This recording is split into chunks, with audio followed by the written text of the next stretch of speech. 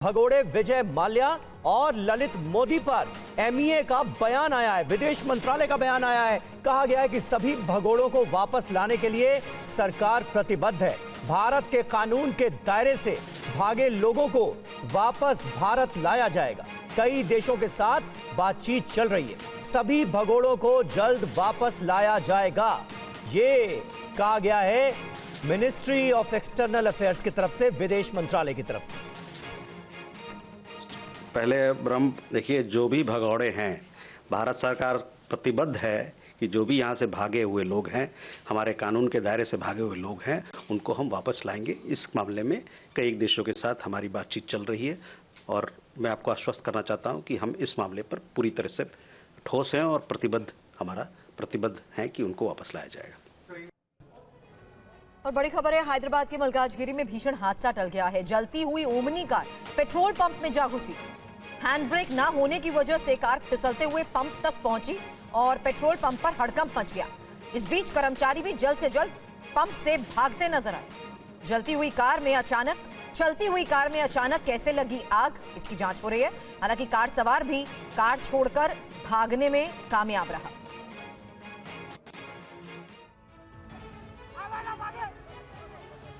जलती हुई कार का वीडियो तेलंगाना के मेडचल मलकाजगिरी जिले का है, जहां कार में अचानक आग लगने से बड़ा हादसा हो गया। वीडियो में देखा जा सकता है कि घाट केसर से पीपल की ओर जा रही एक वैन में अचानक आग लग गई। इंजन से जब आग की तेज लपटें निकलने लगी तो कार में सवार लोग किसी तरह कूद गए और अपनी जान बचाने में कामयाब रहे। आग लगने की वजह से कार में सवार लोग उसका हैंड ब्रेक नहीं लगा पाए थे। हैंड ब्रेक फेल होकर आग की लपटों के साथ कार अचानक चलने लगी और पेट्रोल पंप के पास जाकर रुकी। पेट्रोल पंप की तरफ जलती कार को देखकर लोग दहशत में आ गए। वहीं जलती हुई गाड़ी को पंप की तरफ आता देख पेट्रोल पंप में दहशत फैल गई, लेकिन पंप कर्मियों ने हिम्मत दिखाई और कार को देखकर अलर्ट हो गए। सभी ने अग्निरोधी इक्विपमेंट से कार में लगी आग बुझाई। हालांकि जब तक कार में लगी आग पर काबू पाया गया, तब तक कार जलकर पूरी तरह से खाक हो चुकी थी। पेट्रोल पंप कर्मचारियों की हिम्मत और मुस्तैदी से पोचारम आईटी कॉरिडोर में एक भीषण अग्निकांड टल गया। हादसे के चलते घटनास्थल के पास मौजूद लोग भी डरे सहमे नजर आए। और यूपी के हापुड़ में एक शख्स से 85 लाख रुपए की लूटपाट की गई। लूटपाट का सीसीटीवी वीडियो भी सामने आया। देखिए कैसे कार और बाइक सवार मिलकर एक स्कूटी को गिराने की कोशिश कर रहे हैं। हाईवे पर बाइक सवार लात मारकर एक मुनीम की स्कूटी को गिरा देता है। टक्कर के बाद कार और बाइक आगे निकल जाते हैं। थोड़ी देर बाद बाइक सवार देखिए कैसे उसी जगह पर लौट कर आता है जहां स्कूटी सवार मुनीम गिरा हुआ होता है। देखते ही देखते मुनीर को करीब आधा दर्जन बदमाश घेर लेते हैं और सरेआम उससे लूटपाट शुरू हो जाती है। मुनीम से 85 लाख रुपए लूट लिए जाते हैं। यह मामला दिल्ली लखनऊ हाईवे का है, जहां पिलखुआ के हाईवे पर लूटपाट की इस वारदात को अंजाम दिया गया। जिस तरह इस वारदात को अंजाम दिया गया, उसे देखकर लगता है कि शायद इन बदमाशों को पहले से जानकारी थी कि मुनीम के पास 85 लाख रुपए कैश हैं। शायद उन्होंने मुनीम के रूटीन की पहले से रेकी की थी, तभी बदमाश आराम से इस वारदात को अंजाम देकर फरार हो जाते हैं। लूटपाट की वारदात हाईवे पर लगे सीसीटीवी कैमरे में रिकॉर्ड हो गई, जिसके आधार पर पुलिस इन बदमाशों की तलाश कर रही है। साथ ही मुनीम से भी बदमाशों को लेकर पूछताछ की जा रही है। दिन दहाड़े हुई इस वारदात से हाईवे की सुरक्षा व्यवस्था पर सवाल उठ रहे हैं। और जम्मू कश्मीर से सड़क हादसे का एक लाइव वीडियो सामने आया, जिसमें सीबीआई के वकील की मौत हो गई।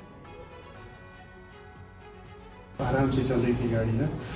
हादसे का ये सीसीटीवी वीडियो जम्मू कश्मीर के बनिहाल का है, जहां रेलवे स्टेशन के पास ये खौफनाक हादसा हुआ। सीबीआई के वकील शेख आदिल नबी की कार को देखिए कैसे पीछे से आ रही एक तेज रफ्तार कार ने जोरदार टक्कर मार दी। टक्कर इतनी जोरदार थी कि शेख आदिल नबी की कार घूमकर सड़क के दूसरी ओर पहुंच जाती है। लेकिन टक्कर मारने वाली कार यहीं पर नहीं रुकी, बगल में चल रही एक और कार को भी वो टक्कर मार देती है और थोड़ी दूरी पर जाकर रुक जाती है। टक्कर लगने से कार चला रहे वकील शेख आदिल नबी गंभीर रूप से घायल हो जाते हैं और उनकी जान चली जाती है। टक्कर इतनी जोरदार थी कि पूरा इलाका धुएं के गुबार से भर गया। यह खौफनाक हादसा सड़क पर लगे सीसीटीवी कैमरे में रिकॉर्ड हो गया, जो अब सोशल मीडिया पर वायरल हो रहा है। हादसे में जान गंवाने वाले वकील शेख आदिल नबी चंडीगढ़ में सीबीआई के वकील के रूप में काम कर रहे थे। पुलिस ने अभियुक्त को गिरफ्तार कर लिया है। फिलहाल पुलिस मामले की जांच कर रही है। और यूपी के प्रयागराज में कुछ युवकों ने अतीक अहमद के स्टाइल में रील बनाई। पुलिस ने कार्रवाई करते हुए 4 युवकों को गिरफ्तार कर लिया है। देखिए किस तरह से इन युवकों ने अतीक अहमद के धमकाने वाली वॉइस रिकॉर्डिंग लगाकर रील बनाई। इन युवकों ने एक नहीं बल्कि कई रील तैयार किए, जिनके वायरल होने पर पुलिस ने एक्शन लिया है। एयरपोर्ट चौराहे से एरावत चौराहे के बीच 10 से 12 युवक गाड़ियों में स्टंट करते हुए रेस लगाते रहे, जिससे लोगों में दहशत पैदा हो गई है। स्टंट करते हुए ये युवक वीडियो भी बनाते रहे। पुलिस ने एफआईआर दर्ज कर रील बनाने के लिए इस्तेमाल दोनों कारों को सीज कर लिया है। साथ ही 4 युवकों को गिरफ्तार कर लिया। जयपुर के चोमू इलाके में पुलिस पर पत्थरबाजी के बाद अब प्रशासन का एक्शन भी जारी है। एहतियात के तौर पर इलाके में इंटरनेट सेवाएं बंद।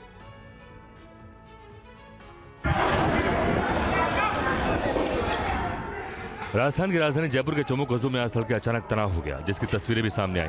वीडियो में देखा जा सकता है कि किस कदर बवाल काटा गया। पुलिस बल को भी निशाना बनाने की कोशिश की गई, जमकर पथराव किया गया। दरअसल बस स्टैंड एरिया में मस्जिद के पास से पत्थर हटाने और रेलिंग लगाने के विवाद में इतना हिंसक रूप ले लिया कि भीड़ ने पुलिस पर पथराव कर दिया। इस हमले में करीब आधा दर्जन पुलिसकर्मी घायल हो गए, जिसके बाद हालात को काबू करने के लिए पुलिस को आंसू गैस का भी सहारा लेना पड़ा। पूरा मामला चोमू की ट्रैफिक व्यवस्था को सुधारने से जुड़ा है। सुबह के लगभग 4 बज रहे हैं। बस स्टैंड के करीब मस्जिद के पास 45 सालों से सड़क किनारे पत्थर पड़े थे, जिसकी वजह से अक्सर जाम की स्थिति बनी रहती थी। एक दिन पहले ही चोमू थाना पुलिस और मुस्लिम समुदाय के प्रतिनिधियों के बीच एक बैठक हुई थी, जिसमें आपसी सहमति बनी कि सड़क से पत्थर हटा लिए जाएं ताकि जनता को राहत मिल सके।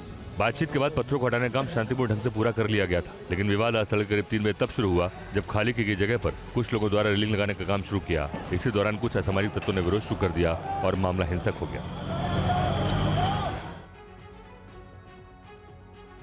और जयपुर में जब पुलिस दंगाइयों को हिरासत में ले रही थी, तब टीवी 9 संवाददाता ध्वज आर्या भी वहीं मौजूद थे। आपको उनकी एक ग्राउंड रिपोर्ट दिखाते हैं। ये देखिए, पुलिस ने डिटेन कर लिया एक व्यक्ति को। ये पत्थरबाज लोग यहाँ पर देखिए किस तरीके से जो है यहाँ तालियां बजा रहे हैं, लेकिन यहाँ पर एक व्यक्ति को डिटेन कर लिया है। जो पुलिस का भारी जाब्ता था वो यहाँ पर पहुँचा था और फ्लैग मार्च के बाद में तो सर्च ऑपरेशन चलाया गया। ये देखिए तस्वीरें, ये तस्वीरें देखिए आप, किस तरीके से एक व्यक्ति को यहाँ डिटेन किया है और इस व्यक्ति को अब पुलिस अब जो है टांग कर ले जा रही है।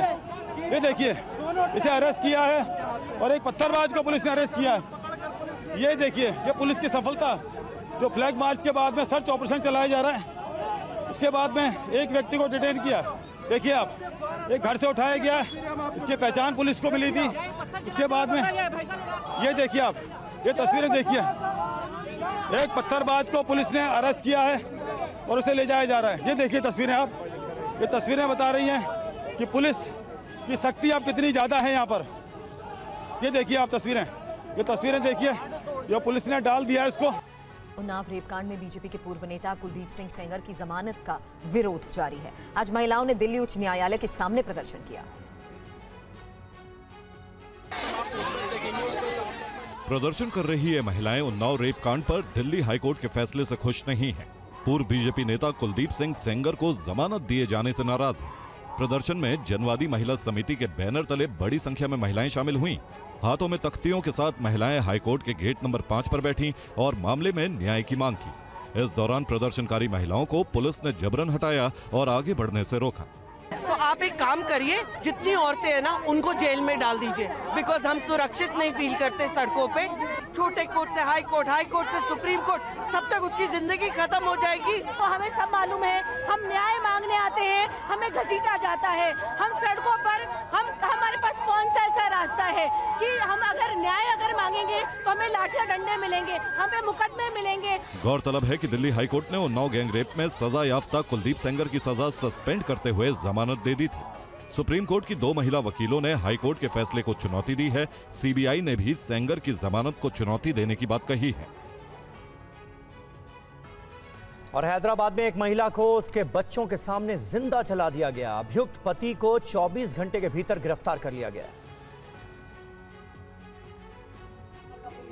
खाक हो चुके बेड की हालत बता रही है कि यहाँ त्रिवेणी नाम की महिला किस कदर जली होगी। हैदराबाद के नालाकुंटा के एक घर की ये तस्वीरें हैं। जिंदा जलाकर पत्नी को मारने का सीसीटीवी वीडियो भी सामने आया है। करीब आधी रात को शोर मचता है। महिला को आग लगाने के बाद देखिए अभियुक्त पति एक बच्चे के साथ भाग निकलता है। पीछे से एक बच्ची भी निकलती है। उसके साथ ही देख सकते हैं दरवाजे के बाहर धुआं निकलने लगता है। बताया जाता है कि वेंकटेश ने बच्चों के सामने ही उसकी मां को जिंदा जला दिया। बेटी ने रोकने की कोशिश की तो उसे भी धकेल दिया, जिससे वो घायल हो गई। हालांकि वो जान बचाकर भागने में कामयाब हुई। चीख पुकार मचने पर लोग जमा हुए घर के अंदर गए, लेकिन तब तक बहुत देर हो चुकी थी। पुलिस के मुताबिक वेंकटेश ने त्रिवेणी से प्रेम विवाह किया था, उसके 2 बच्चे भी हुए, लेकिन वो अपनी पत्नी पर शक करता था, जिसकी वजह से वो मायके चली गई थी। कुछ ही दिन पहले वो उसे वापस लेकर आया था और फिर उसकी हत्या कर दी। नल्लाकुंठा पुलिस ने अभियुक्त को 12 घंटे के भीतर गिरफ्तार कर लिया है। गुरुग्राम के एक क्लब में महिला पर गोली चलाने के मामले में पुलिस ने 2 लोगों को गिरफ्तार कर लिया है। 20 दिसंबर को इस वारदात को अंजाम दिया गया था।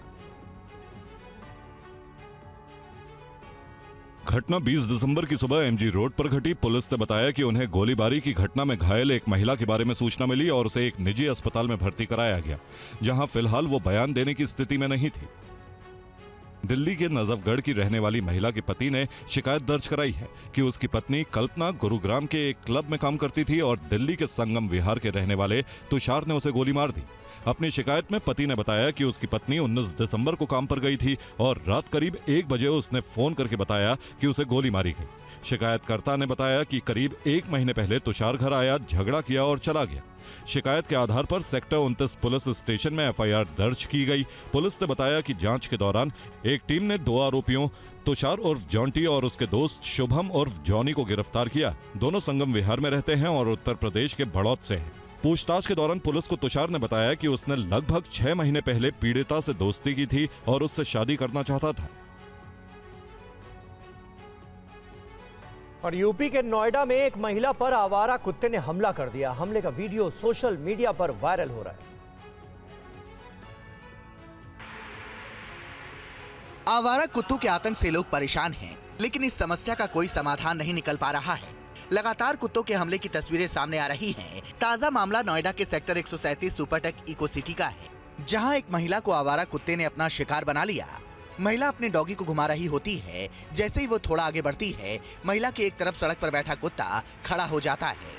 उसे देखकर महिला डर जाती है, लेकिन तभी महिला की दूसरी ओर से एक दूसरा कुत्ता आता है और महिला के इस डॉगी पर हमले की कोशिश करता है, लेकिन महिला समय रहते अपने डॉगी को गोद में उठाकर उसे बचा लेती है, जिसके बाद ये आवारा कुत्ता इस महिला के पैर को बुरी तरह से काट लेता है। कुत्ते के काटने से महिला के पैर में इतना बड़ा जख्म हो जाता है कि उसे कई टाके लगवाने पड़ते हैं। कुत्ते के काटने के बाद महिला दर्द में चिल्लाने लगती है, जिसके बाद आसपास मौजूद लोग उसकी मदद के लिए पहुंच जाते हैं। घटना सोसाइटी में लगे सीसीटीवी में रिकॉर्ड हो जाती है। महिला एक ब्रिगेडियर की बहू है। स्थानीय लोगों की शिकायत है कि सोसाइटी में आवारा कुत्तों के हमले से लोग परेशान हैं। और इस वक्त बड़ी खबर है यूपी से, जहां संभल में फर्जी एनकाउंटर केस में कोर्ट का आदेश। 12 पुलिस कर्मियों समेत 13 पर एफआईआर दर्ज करने के आदेश। संभल जिले की ही अदालत ने यह आदेश दिया है। आपको बता दें, जेल में बंद शख्स को डकैती के मामले में फर्जी एनकाउंटर के बाद गिरफ्तारी दिखाने का आरोप और कोर्ट के आदेश को चुनौती अब यूपी पुलिस देगी। अभिजीत इस वक्त हमारे सहयोगी हमें ज्वाइन कर चुके हैं। क्या है अदालत का ये आदेश और इस पूरे मामले के बारे में भी बताएं अभिजीत।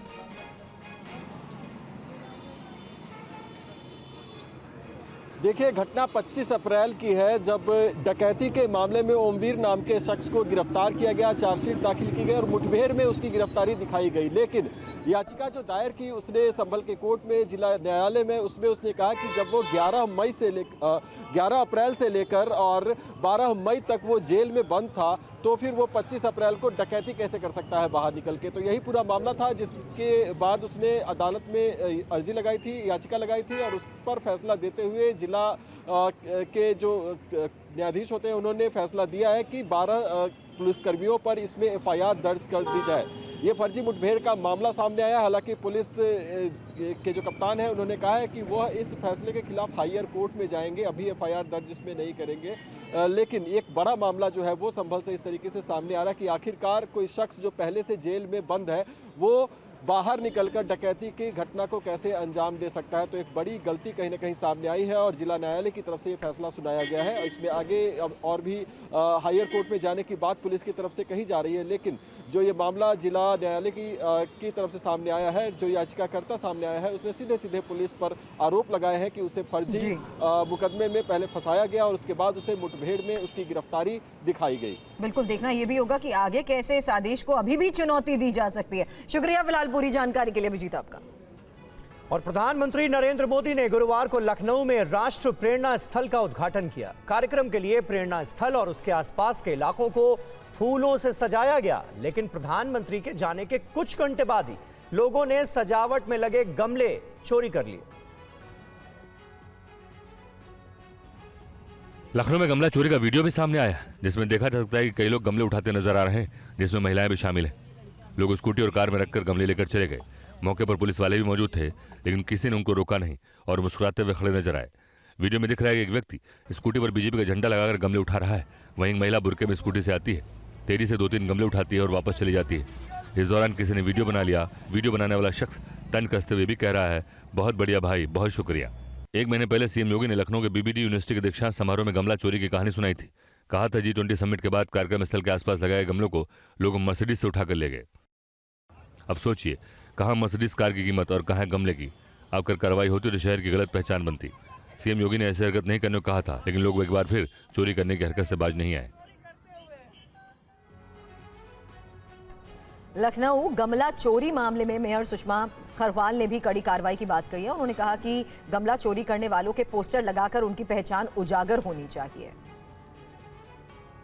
तस्वीरें वायरल हो रही हैं कि लोग वहां से फूल के पौधे चुराकर भाग रहे हैं और अच्छी खासी गाड़ियों में पढ़े लिखे लोग हैं, भर के भाग रहे हैं। बहुत ही शर्मनाक तस्वीरें। देखिए, कल लखनऊ को बहुत बड़ा तोहफा हमारे प्रदेश के मुख्यमंत्री जी ने दिया है, क्योंकि जो प्रेरणा स्थल उन्होंने दिया है, जो यहाँ के पूर्व सांसद, पूर्व प्रधानमंत्री थे, वो ये लखनऊ की जनता के दिलों में राज करते थे।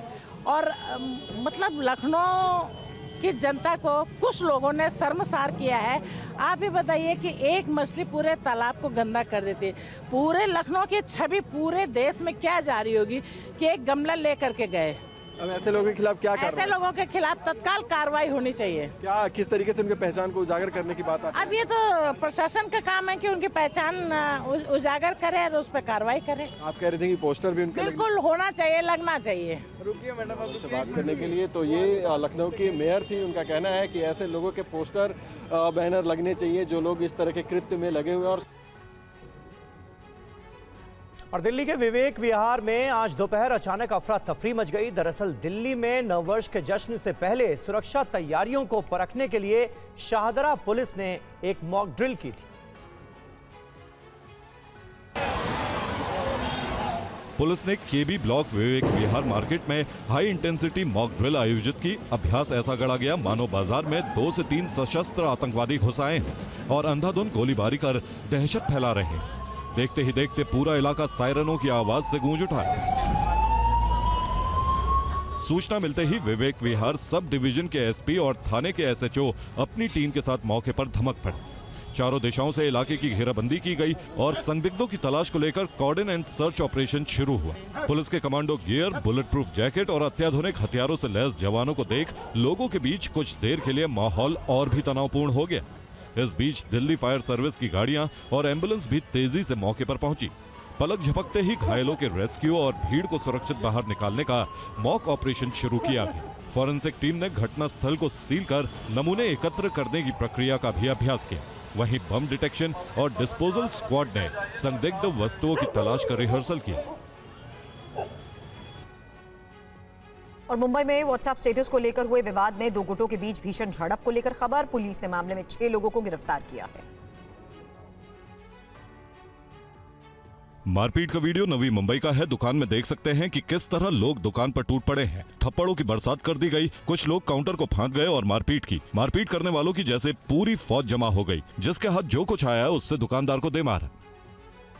घटना का कारण व्हाट्सएप स्टेटस पर एक विवादित पोस्ट को बताया जा रहा है। विवादित पोस्ट से नाराज लोग लाठी डंडों से लैस होकर दुकान पर आ धमके थे। मारपीट करने वाले लोग ईसाई समुदाय से जुड़े बताए जाते हैं। पीड़ित दुकानदार का आरोप है कि मारपीट के बाद उसे धमकियां भी दी गई। इस मामले में दोनों पक्षों की शिकायत पर रबाले पुलिस थाने में अलग अलग केस दर्ज किए गए हैं। वीडियो के आधार पर पूरे मामले की गहराई से जांच की जा रही है।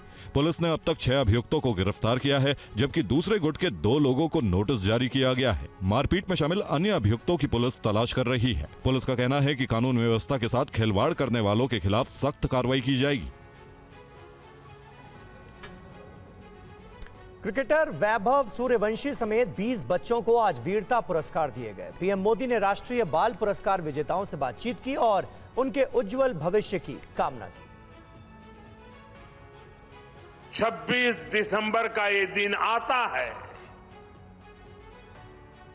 तो मुझे ये तसल्ली होती है कि हमारी सरकार ने साहिबजादों की वीरता से प्रेरित वीर बाल दिवस मनाना शुरू किया। इस बार भी देश के अलग अलग हिस्सों से आए 20 बच्चों को ये पुरस्कार दिए गए हैं। ये सब हमारे बीच में है। मैं इन पुरस्कार विजेताओं से कहूंगा, आपका ये सम्मान आपके लिए तो है ही, ये आपके माता पिता का, आपके टीचर्स और मेंटर्स का, उनकी मेहनत का भी सम्मान है। मैं पुरस्कार विजेताओं को और उनके परिवारजनों को उज्जवल भविष्य के लिए अनेक अनेक शुभकामनाएं देता हूं। और मुंबई की राजनीति में मेयर पद को लेकर बयानबाजी तेज हो गई है। एआईएमआईएम नेता वारिस पठान के एक बयान ने सियासी हलकों में हलचल मचा दी। वारिस पठान ने कहा कि सिर्फ मराठी ही क्यों, आने वाले समय में बुर्का पहनने वाली महिला भी मेयर बन सकती है। पठान और खान भी मेयर बन सकते हैं। हमारी मुस्लिम हिजाब पहनने वाली महिला भी मेयर बनेगी, क्या गलत है इसमें? ऐसा पहली बार तो नहीं हुआ कि कोई मुसलमान प्रेसिडेंट बन चुके हैं, अब्दुल कलाम साहब वाइस प्रेसिडेंट वाइस चेयरमैन बन चुके हैं, हामिद साहब बन चुके हैं, कितने गवर्नर बन चुके हैं मुसलमान, तो क्यों नहीं बन सकते मुसलमान? वारिस पठान के इस बयान के बाद कई राजनीतिक दलों की तीखी प्रतिक्रियाएं सामने आई हैं। बीजेपी के मुंबई प्रदेश अध्यक्ष अमित साटम ने कड़ा पलटवार किया है। मुंबई शहर की आने वाली भविष्यों की पीढ़ियों का रक्षण करने की ये लड़ाई है जिसमें भारतीय जनता पार्टी और महायुति मैदान में उतरी है। वहीं इस मामले पर शिवसेना की तरफ से संजय निरुपम ने कहा कि किसी से कोई दिक्कत नहीं है, बल्कि सवाल मानसिकता का है। हम किसी मुस्लिम समाज के खिलाफ नहीं है, मुस्लिम बहनों के भी खिलाफ नहीं है, लेकिन उनके नाम पे वोटों को पोलराइज करने का जो एक राजनीतिक ध्रुवीकरण तैयार करने का जो एक काम हो रहा है, हम उसके खिलाफ है। और मुंबई में आज राज ठाकरे के बेटे और एमएनएस नेता अमित ठाकरे ने आदित्य ठाकरे से मुलाकात की। माना जा रहा है कि यह मुलाकात नगर निगम चुनाव प्रचार की रणनीति तय करने की योजना का हिस्सा है। तस्वीरें मुंबई के बांद्रा इलाके के मातोश्री की हैं, जहां बीएमसी चुनाव में ठाकरे बंधुओं की मुलाकात के बाद अब उनके बेटे आदित्य और अमित ठाकरे ने मुलाकात की है। माना जा रहा है कि शिवसेना उद्धव गुट और एमएनएस के गठबंधन के ऐलान के बाद अब राज्य में महायुति के खिलाफ खास रणनीति बनाई गई। शिवसेना उद्धव गुट की ओर से आजकल आदित्य ठाकरे सभाएं और रैलियां कर रहे हैं। एमएनएस की ओर से भी युवा नेता अमित ठाकरे को प्रचार की विशेष जिम्मेदारी सौंपी गई है। इसी को लेकर दोनों युवा नेता इस बैठक में संयुक्त प्रचार रणनीति को अंतिम रूप दे रहे हैं। दोनों नेता आगामी नगर निगम चुनाव में एक साथ प्रचार करने की रणनीति तय करेंगे। 20 साल बाद उद्धव और राज ठाकरे ने मुंबई बीएमसी चुनाव के लिए गठबंधन किया है। गठबंधन को लेकर महाराष्ट्र के मुख्यमंत्री देवेंद्र फडणवीस पहले ही कह चुके हैं कि इस अलायंस से कोई फर्क नहीं पड़ेगा। देश विरोधी, धर्म विरोधी, मानवता विरोधी काम करने वाले लोगों के साथ अगर वे केवल वोटों के तुष्टीकरण की नीति के लिए साथ आएंगे तो जनता इसका जवाब देगी। बिहार की सियासत से जुड़ी इस वक्त की बड़ी खबर है, जहां बिहार में अब बनाए जा सकते हैं 10 और मंत्री। बिहार में मकर संक्रांति के बाद कैबिनेट विस्तार को लेकर ही इस वक्त एक और बड़ी खबर है। जनवरी के तीसरे या चौथे हफ्ते में विस्तार संभव है। खबर है कि जेडीयू के 6 और बीजेपी के 4 मंत्री बनाए जा सकते हैं। अभी नीतीश कुमार समेत बिहार में 26 मंत्री।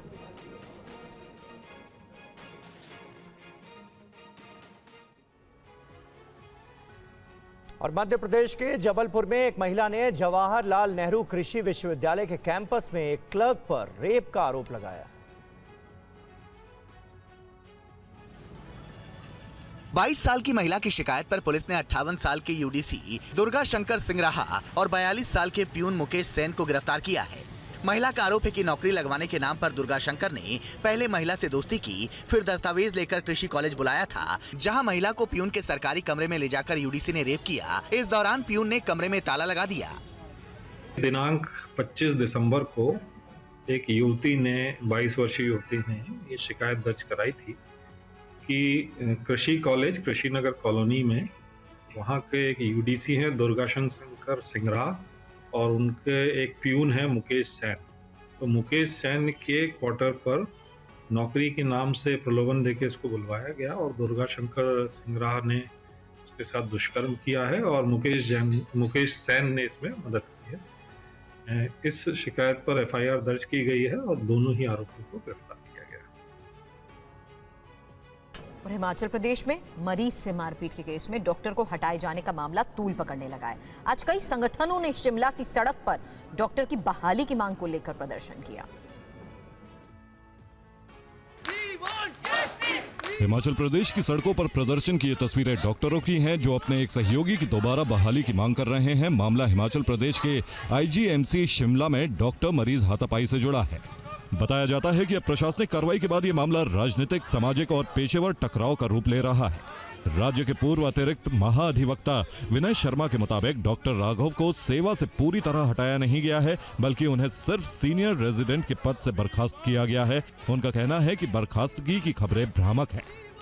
इधर डॉक्टर राघव के गृह क्षेत्र पौंटा साहिब में माहौल पूरी तरह गर्मा गया है। शहर के व्यापार मंडल, सामाजिक संगठनों और अन्य संस्थाओं ने भी इसके खिलाफ बड़े पैमाने पर प्रदर्शन किया।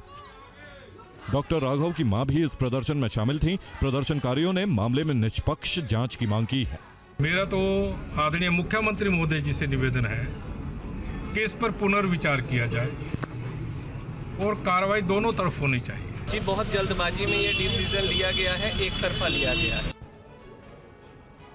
और यूपी के नोएडा में तेज रफ्तार थार कार ने कई गाड़ियों में टक्कर मार दी। हादसे में एक शख्स घायल हुआ है। हादसा नोएडा के सेक्टर 24 थाना क्षेत्र में ईएसआईसी हॉस्पिटल के पास हुआ, जिसके बाद घटनास्थल पर अफरा तफरी मच गई। लोगों की भारी भीड़ घटनास्थल पर इकट्ठा हो गई। थार की हालत देखिए, गाड़ी के आगे और पीछे का हिस्सा बुरी तरह से डैमेज हो चुका है। चश्मदीदों का कहना है कि टक्कर के समय थार की रफ्तार बहुत ज्यादा थी। थार की रफ्तार को देखकर लोग इधर उधर जान बचाने के लिए भागने लगे। यहाँ एक तेज रफ्तार थार ने कई गाड़ियों को टक्कर मारी थी। टक्कर के चलते एक शख्स गंभीर रूप से घायल हो गया। टक्कर मारने के बाद थार चालक मौके से फरार हो गया। घायल शख्स को तुरंत अस्पताल में पहुंचाया गया और पुलिस को हादसे की सूचना दी गई। पुलिस ने तेजी से एक्शन लेते हुए थार चालक की तलाश शुरू कर दी। सीसीटीवी कैमरों की मदद से थार चालक की पहचान की गई। थोड़ी ही देर में थार चालक को गिरफ्तार कर लिया गया और थार को कब्जे में ले लिया गया। ट्रैफिक नियम हमारी और आपकी सुरक्षा के लिए बनाए गए हैं, लेकिन जब लोग इन नियमों को तोड़ते हैं तो इस तरह के हादसे हो जाते हैं। उत्तर प्रदेश के मुरादाबाद में कार ने घर के सामने खड़ी कई गाड़ियों को टक्कर मार दी। घटना में कई घरों को नुकसान पहुंचा है।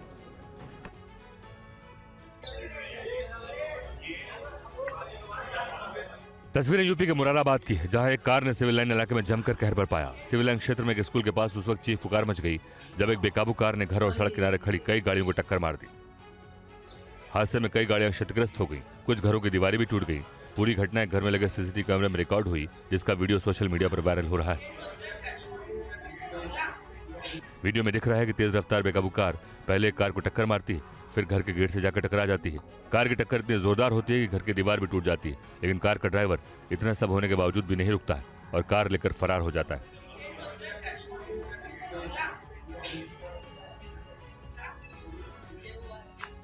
चश्मदीदों के मुताबिक कार की स्पीड बहुत ज्यादा थी, जिसकी वजह से चालक मोड़ पर संतुलन नहीं बना पाया। घटना की खबर मिलते ही पुलिस मौके पर पहुंची और हालात को काबू में लिया। बाद में पुलिस ने कार चालक को पकड़ लिया और हादसे में शामिल गाड़ी को जब्त कर लिया। और भारत के मुख्य न्यायाधीश ने मीडिएशन को लेकर अहम बात कही है। जस्टिस सूर्यकांत की तरफ से कहा गया है कि मीडिएशन कानून की कमजोरी नहीं बल्कि विकास है। ये न्याय के कल्चर से भागीदारी के कल्चर की ओर एक सच्चा बदलाव है। देश में मल्टी डोर कोर्ट बने, विवादों का महज ट्रायल ना हो, उन्हें सुलझाया भी जाए।